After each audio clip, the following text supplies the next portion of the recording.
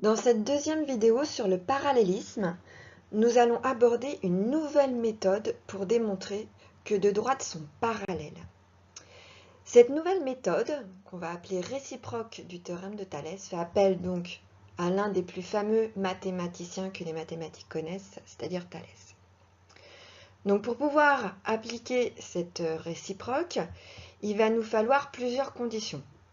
Tout d'abord, il va nous falloir deux droites D et D' séquent en A. Il nous faudra deux points, par exemple B et M, sur la première droite distincts de A, c'est-à-dire différents du point A.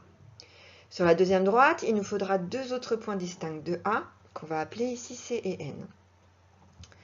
Alors, si les points A, B et M sont alignés dans le même ordre que les points A, N et C, et si les quotients AM sur AB et AN sur AC sont égaux, alors tout est rempli pour que les droites BC et MN soient parallèles. Alors, comme pour le théorème, on va pouvoir simplifier cette rédaction. Les trois premières conditions définissent une configuration de Thalès. Donc on pourra les remplacer par, dans la configuration de Thalès, constituer des triangles ABC et AMN. Voilà l'énoncé de la réciproque du théorème de Thalès.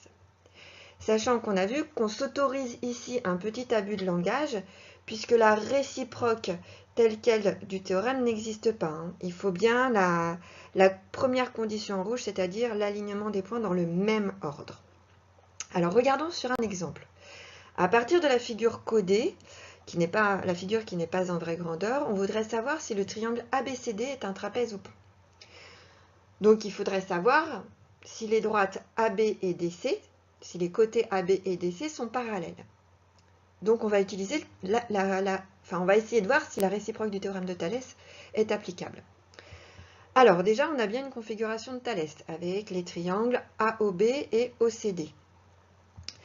Les points A, O et C sont bien alignés dans le même ordre que les points B, O et D. Donc on peut continuer, tout va bien. Reste à savoir si les quotients OA sur OC et OB sur OD sont égaux. Donc pour cela, on va les calculer séparément. D'une part, OB sur OD égale 5/7. D'autre part, OA sur OC, c'est égal à 6,5 sur 9,1, que l'on peut écrire comme 5 fois 1,3 sur 7 fois 1,3. On peut simplifier 1,3. On obtient 5/7. Donc, OA sur OC est bien égal à OB sur OD. On peut donc utiliser la réciproque du théorème de Thalès pour conclure que les côtés AB et CD sont parallèles. Or, par définition, si un quadrilatère a deux côtés opposés parallèles, alors il s'agit d'un trapèze, donc ABCD est bien un trapèze.